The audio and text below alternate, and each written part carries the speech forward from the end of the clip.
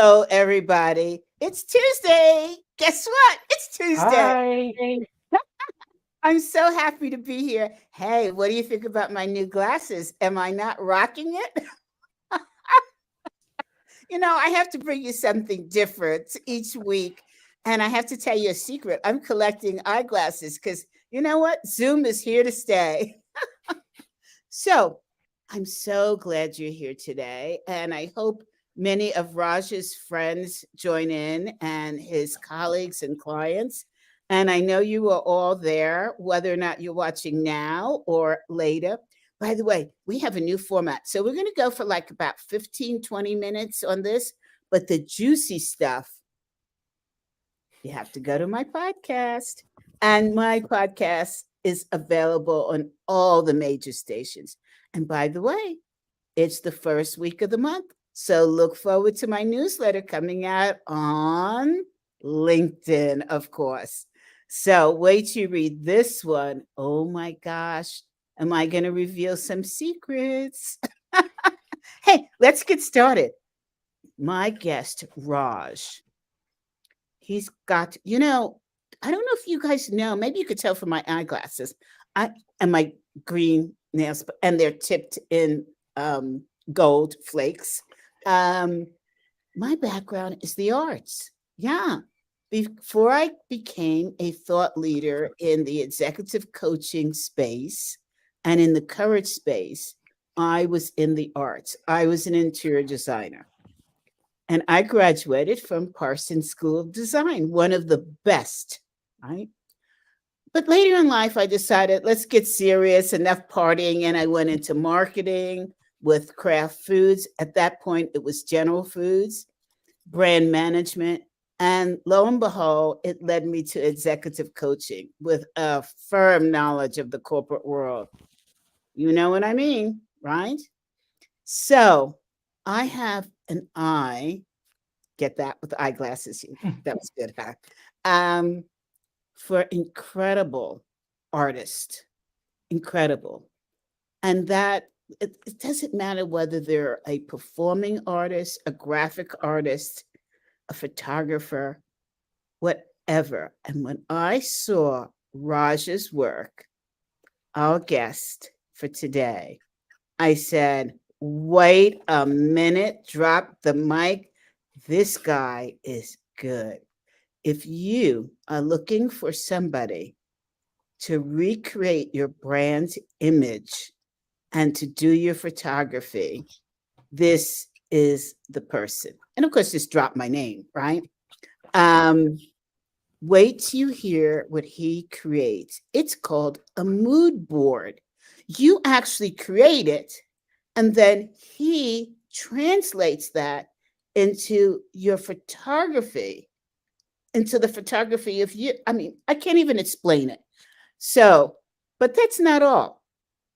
Today, we're going to talk about him and his courage in life. And if you are ready for a true mic dropper, holy cow. This is a guy I have so much respect for. I don't even know how to begin to tell you. But we're not going to tell you that part until you tune into the podcast, right? So this part, we'll just talk about some of his brilliant work. I am lousy at pronouncing names. As you know, my dyslexia gets in the way of my tongue. So I'm going to have Raj pronounce his last name for you so you can connect with him on LinkedIn and ring him up. Raj, welcome to the show today. I'm so excited to be here, CB. And pronounce your last name for us. Yeah, my name is Raj Bandyopadhyay. One more time, it's Bandyopadhyay.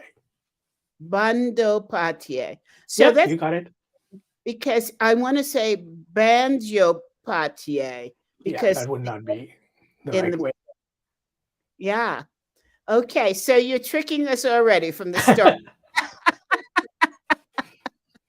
And where is your family from? Going back to your grandparents. I grew up in India, in Mumbai, which is a huge city of 30 million people on a tiny island. Not that different from New York, but much more bigger and denser. I live in New York now. And my parents are from another city in India called Kolkata. And that's on the eastern side of India, on the east coast. And the city I grew up was on the western coast of India.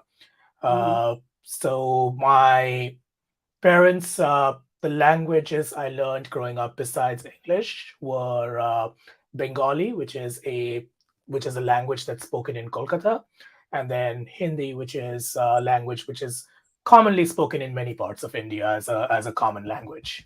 mhm, mhm. So is it very different? Are the two languages very different?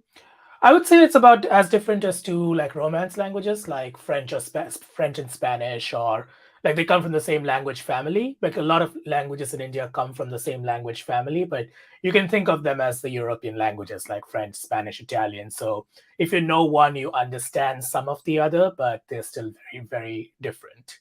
So it's not like in the United States where you come from the East Coast and West Coast, you speak English, but I have to tell you, I've Yeah, heard some Southerners that I can't understand, right. you No, know. it's not. So those are dialects, but these are different languages. So I think the best analogy is to compare it to the European languages. And so what brought you here to the United States?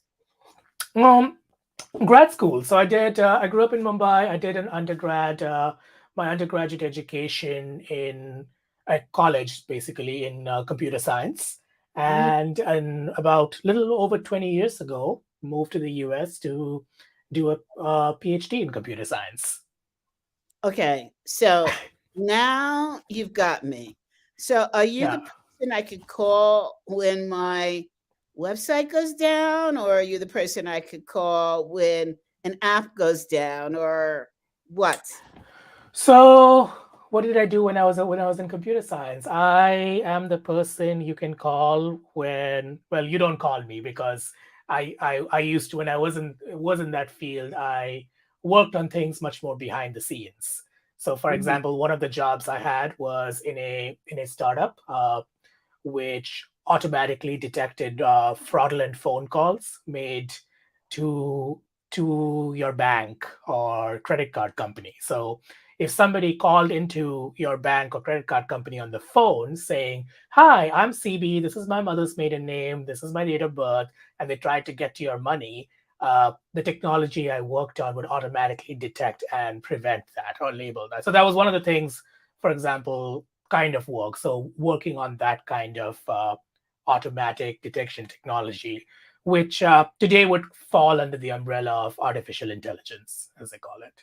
Wow, I love it's interesting because you mentioned that. I got a call from American Express. First Mhm. of all, I got an email saying, "We're not sure if this is your charge." And I Mhm. hit, "Not my charge," because I wasn't sure. Then I got a text message. Then I got a phone call, Yeah. and it was a foreign accent. And they they started the conversation by saying, "Is this CB Bowman?" I said, "Yes." And then they started talking. They said, "And what is your name?" And I said, "That's it. I'm sorry. I'm out. I'm not talking anymore." Yeah. I don't know That who was you really smart because these people who commit this fraud, they're so clever at calling and taking your private information by just convincing you to give it to them, because then they can turn that around to call into the bank's call center and then access your are. stuff. Oh, I That's what see. they're trying to do. They're trying to get enough information so they can either log into your account online or call into to a call center. Exactly. And so I just said to him, "You know what? I'm done with this call." I mean, I was nice. That And was I said, "I'll call American Express Yeah. myself directly and That is find." always the better thing to do, where you call the actual number on your credit card Mm-hmm. instead of, because you never know, because even if the call shows up as coming from that number, that is very easy to fake. That's what I was thinking. And I was actually sorry I hit that button because I knew it was gonna trigger something. So I Mhm, was watching for it. mhm. Yeah, Oh my God, it's so scary these it days. is. It Yeah. is. And of course the commercials on TV reiterate your fear. right? Yeah. To say, oh, your identity is going to be stolen. Right? It is sadly much more common than you think, and there are a lot of people who, unfortunately, that fear is not unfounded. Yeah. Okay. So you went from computer science to, So to photography, yeah. okay, I kind of see a relationship, but, but There probably is one. I don't necessarily. I don't think they're necessarily related in my mind. I think I reached a point in my life where, in my mid to late 30s, where I realized that just had a deep kind of realization that my career uh, wasn't really serving me anymore. And it was coming for a while. It wasn't just like wake up one morning. It was kind of coming over a long time. And a lot of things happened in my life that kind of led to that point where I was like, I think I need to make a change.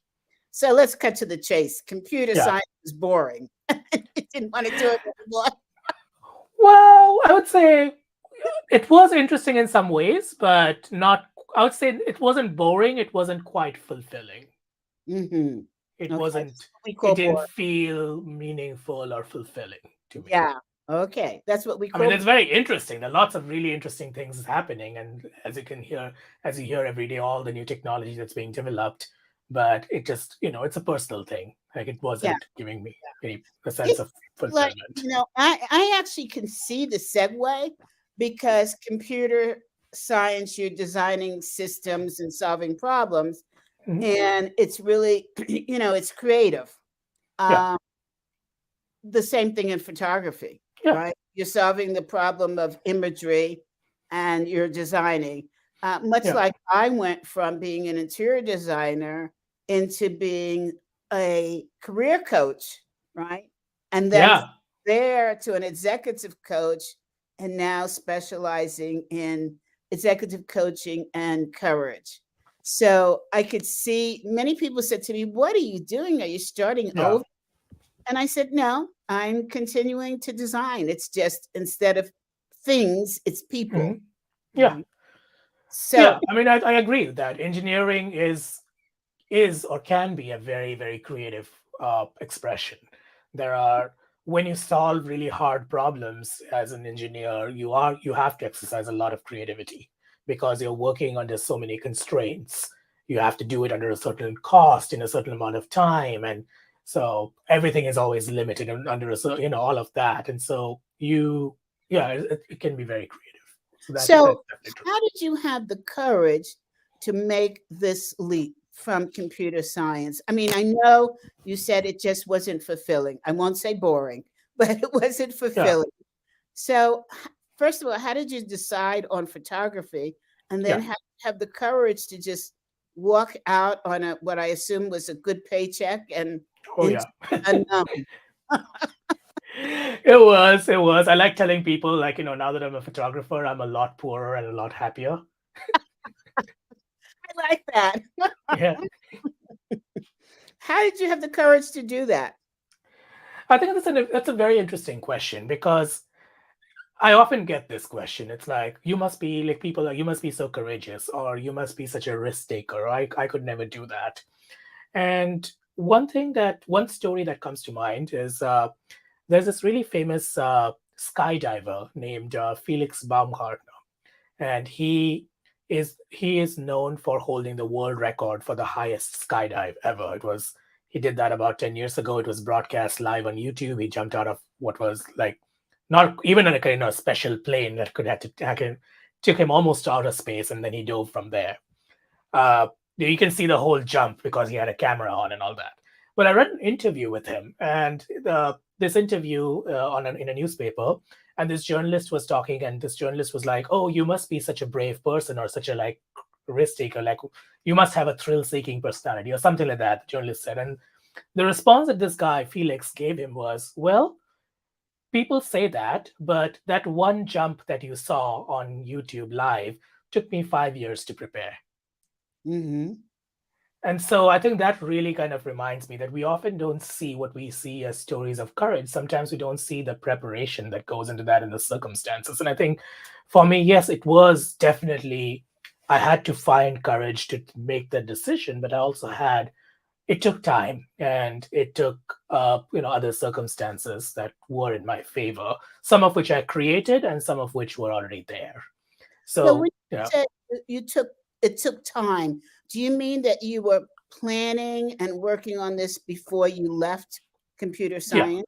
Okay. So I started realizing sometime in my mid 30s that like started seeing the writing on the wall. Like it was hard to admit to myself initially that uh, I didn't see a future for myself in that career. Like I didn't see a future for myself where I was like climbing up to management, in a company and all of the traditional career paths that happen in the tech world just weren't didn't feel right to me. And then at the same time, photography had been a hobby for a while, but I started noticing how much joy it brought me. Like every time I did a shoot, and I didn't wasn't that great of a photographer then. Hey, guys, hold on. There's somebody at my door. Anthony, can you come and answer the door? My husband. My audience knows that this is live and anything is liable to happen with CB. Yeah, well, So I think my husband is coming down and we can continue. Hold yeah. on 1 second. He seems to be delayed a bit. Hold on.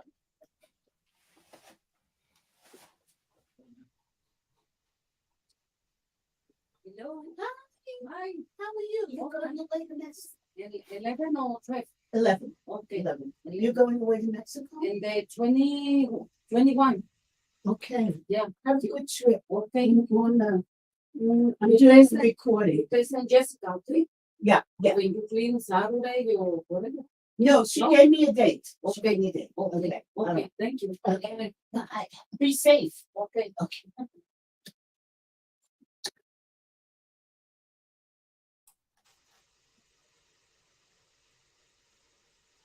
Hey everybody, I'm back. I'm sorry.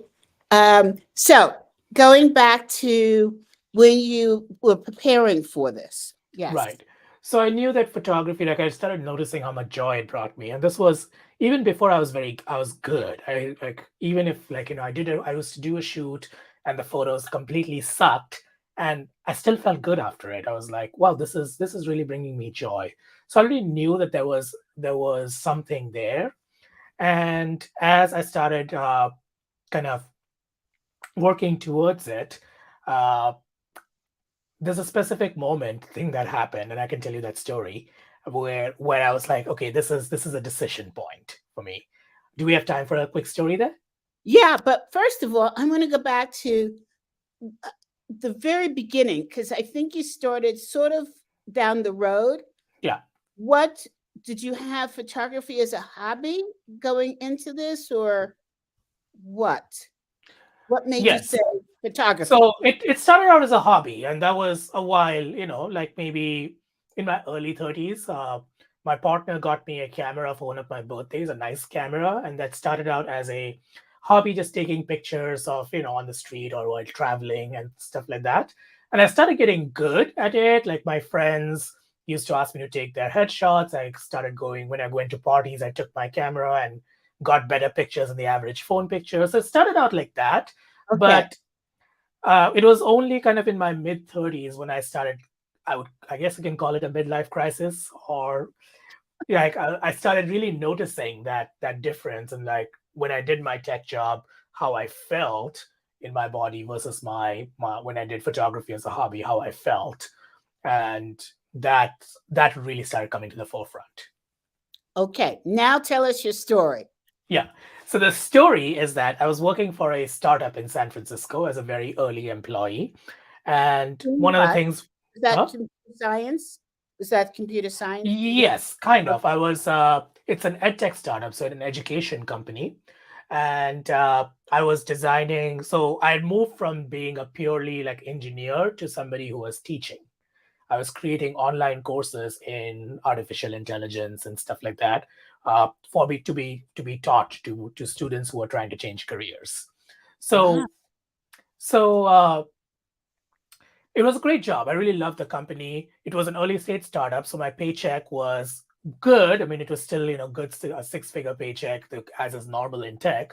but it was also because it's an early stage company, not as much as you get working at a Google or something like that. But it was very for a tech job, it was quite fulfilling for a while. And then a friend of mine sent me a job ad for a position of director at a big bank. And this big bank was opening a center for artificial intelligence in San Francisco. They already had centers in like New York and other places. And they wanted to hire somebody as director to kind of lead the center, hire out an entire team of engineers and scientists and do research for them. And so I was like, okay, let's see what this is. And, if I could get that, more as a challenge to myself rather than anything. And looking at a change of pace. So I applied for the job, went through an extremely grueling interview process that took several weeks. And then to my surprise, actually, I got the offer. And the offer would have literally tripled my pay. And I'm not exaggerating here at this startup, right? Tripled my pay. So I asked them for a week to think about the offer, and they were generous enough to give that to me. And that was one of the most agonizing weeks of my life because I clearly had these two paths in front of me. Like on one hand, I could go join, become a director at this big bank and, all the status, the money and all of that. And then doing that role or having that role in my resume would open me up to like future executive opportunities later, right? When you have a director at a very prestigious company or something, a leadership role, that automatically gives you the openings for, Sure. yeah. So that was the option. On the other hand, I could actually I knew that photography was a passion for me and I could figure out a way to pursue that. And so I didn't know what to do. I asked every friend, talked to every mentor, like agonized for a week over it. And my friends who talked were like, you already know what you want, so just freaking do it. No help. So on the morning, it was a Monday, I remember, on the morning that I had to make my decision, I had to give them my decision, I set up a meeting with the founder of the startup I was working for. I remember walking into his office, and actually, we didn't have an office. We were in a co-working space. I remember booking a conference room and walking into walking into the meeting and showed him the offer. And his face just fell. He was like, Raj, there's no way we can match this kind of paycheck. There's no way we can give you more money than we are paying you right now because whatever. I was like, I don't actually want more money. I actually want less money. And his face did exactly that. I was like, what? I was like, I want to go part-time for 3 days a week and scale my pay down appropriately so I have the time to build my photography skills on the side. Drop And, the mic. Whoa. and he was just so relieved because he was like, you know what? We can't afford to lose you right now at this stage of the company, so let's make it happen. So Negotiate for me with clients. I love I think it was inspired in the moment, but I think a little bit of desperation there because I knew that was what I wanted. So I probably got some divine inspiration from somewhere on how to do that. But it was actually amazing. So for about 2.5 years, I worked part-time in that company. I worked 3 days a week. That gave me enough of a paycheck because in tech, even 3 days a week gives you enough money. And my partner is also in tech, so he was happy to support me in that. So that's another factor I had in my favor. So I had, so that gave me enough of a paycheck, and also gave me the time to do the learning I needed, because going from even a good amateur as a photographer, like in any field, to something that's professional level takes time and work. And so I had to create that space for myself, and that's why it's like it was gradual. It wasn't like I just decided one day that, all right, I'm going to quit tech and jump into photography and then just do it. Like, no, it was something that was more gradual than that. Raj, you have just become a chapter in my book on courage. Thanks. First of all, this is so amazing because many years ago, I won't say how many years ago, I wrote an article for a publication by the Wall Street Journal. right? Mhm. And it was called parallel career pathing. Mhm. That's exactly what Okay. you, Okay. Got it.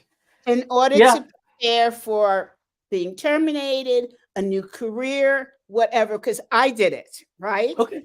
And when I was at General Foods, Mm. I knew I didn't want to stay there. There was just something, I loved marketing, but the concept of marketing I found was disturbing, Yeah. which was to me convince at that time, convincing people to purchase something that they might not have been interested in purchasing. Mhm. Now it's flipped where we're designing products that people want to purchase, right? Yeah. So I thought, no, I want to do something that will help people. And what I did, by the way, this is like an inkling into my book, is that I started coaching people Mhm. and taking trips and taking classes by using my vacation time. Got it. So I couldn't do what you did, but I did something very similar. And it Yeah. really propelled me into moving into my next career. Yeah. Yeah. And I think I got really lucky that this was 2017, so it was well before COVID and any of that. And it was very unusual for a startup to support that in an employee, Right. even an early employee. So, and a very, like, at that time, important role in the company. But it was still very unusual. Today, I think people have more opportunities post COVID with all the kind of rethinking that's going on in the workplace. I'm hearing a lot more people who are coming up with these kind of unconventional or different arrangements, work arrangements, whether it's hybrid or part time or 4 days a week and all that. So I think there's more room to actually play today. I think there may be more room, but I'm not sure it's realistic room. Mm, Because here you have a situation where you prepared financially right, to be able to make this change. The people that are doing it now, many of them did not prepare financially because, right. first of all, COVID hit, boom, Yeah. you're out for the count. And we live today paycheck to paycheck. Mhm. And so, yeah, you got a little bit of room from unemployment insurance, but is it enough to sustain you to Right. move into a different career that you haven't prepared for? Yeah. I mean, there's courage, and then there is, how do I want to say this? Not moving in a direction that's going to sustain your courage, Right. right? Using strategy to sustain your Yeah. courage. Yeah. I think that's an important distinction Mm. between jumping, Yeah. leaping, and not. I mean, people say to me, I leap and then figure out where I'm going to land. But I know what I'm leaping to Yeah. in general, right? I'm not And going to, you've probably done preparation that others can't see. yeah. And sometimes I can't even see it. Yeah. I'm not going to leap out of an airplane Mhm. because that's just not my thing, you Yeah. know? But other risk, yeah, I would take them. So, Mhm. hey, listen, I am so glad. I want to hear more about you as a courageous man. And I know my audience does. But what we're going to do now is to say goodbye on LinkedIn Live and really encourage you to listen to the podcast because there is so much to Raj that you just don't want to miss. You don't want to miss because not only was he courageous in his business life, but his personal life, that makes his business life look like pennies compared to reality. So, with that, I'm going to switch vehicles to communicate with you and hope that you will join us. Have a great day and see you next Tuesday. It is CB Live. Bye now. Bye. Raj, thank you.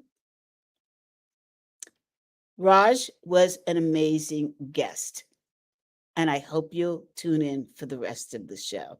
Thank you, Raj. Bye.